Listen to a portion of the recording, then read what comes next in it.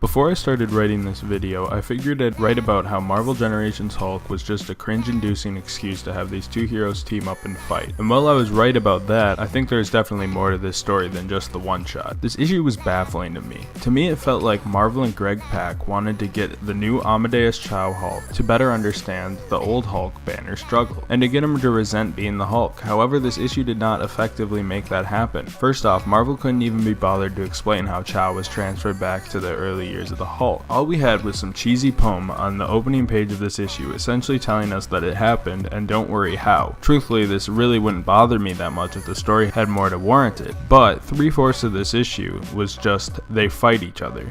Then they fight the military, then Cho fights a sea monster that's awakened by the military. Only after all of this, in a span of 5 pages, does all the character development happen that's supposed to define this character and change him for upcoming stories. Okay, then why did I just drop $5 for this issue? It essentially had two purposes: to sell the issue by teasing us with a taste of the OG Hulk, and the more important one, that it completely failed at, was to develop Amadeus Cho. But even if they were able to successfully make this development of Cho into a more traditional Hulk, my biggest question is why?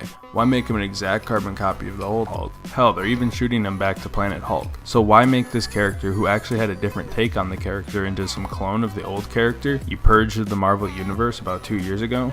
I don't have those answers, but it comes off to me as Pak and Marvel looking at the character and realizing that Cho being a complete combination of Hulk and Banner doesn't work. Hulk is not supposed to be some smart guy in the body of a monster. The original character was inspired by works like Dr. Jekyll and Mr. Hyde and the Frankenstein monster. On one side, he's a brilliant scientist who just wants to do the right thing. The other side is a monster who can easily be unhinged but is not inherently bad. Cho is a brilliant scientist who can become a monster, who still has the mind of a brilliant scientist. He even has absolute control of the Hulk and can change at will, from my understanding. I really don't know who made the decision to do this in the first place, but it leads to the biggest crisis for the Hulk character perhaps ever. He's the Hulk who's not really the Hulk at all. On that note, however, I do want to touch on the other character featured in this book, Bruce Banner, the original Hulk. For the most part, I like what they did with the Hulk, although he served as little more than background and someone to fight during action scenes. This is not some triumphant return for the character, and Banner was handled pretty similarly. Cho would basically say something, to which Bruce would respond, "I hate being Hulk, it's a curse." Honestly, if this book was better handled, I think we would have seen development for both Banner and Cho, or at least some closure for Banner, but instead he just rides bitch to Cho, who does everything in this book. Cho is literally framed to be better than Banner, period, at everything he did. And what Banner actually did was simply allow Pak to write a wall that Amadeus Cho could bounce pointless exposition off until he decided 5 pages from the end that he hated being Hulk. And one final note I want to point out is Banner Hulk's speech. It was so out of character for the Hulk, it actually pisses me off. Hulk is not able to understand this stuff. He's blatantly not smart enough, and that's fine, so give the lines to Banner. Like, yeah, Banner did the second half of the speech before turning back into the Hulk after less than 1 full page of being Banner. So is Banner supposed to have control of Hulk in this book?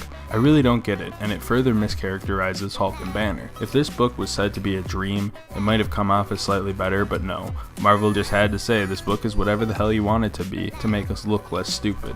Sorry, but this comic failed on almost every level, except the art. The art was pretty nice. To wrap this up, I wanted to say I knew this book would be bad beforehand, mostly because the Hulk has jumped the shark. I mean, the writers got backed into a corner to the point where they will do anything to make Hulk feel fresh. However, putting a band-aid on a gunshot wound won't do anything but make it worse in the long run. I mean, since Planet Hulk, they really couldn't think of anything to do except add more Hulks and add more fighting, essentially forgetting the thing that made people care in the first place about the Hulk, his inner struggle. He is a monster that the police, military, Avengers, and even himself can't control. The truth is, Hulk is a misunderstood monster. If you strip that from him, you no longer have the Hulk.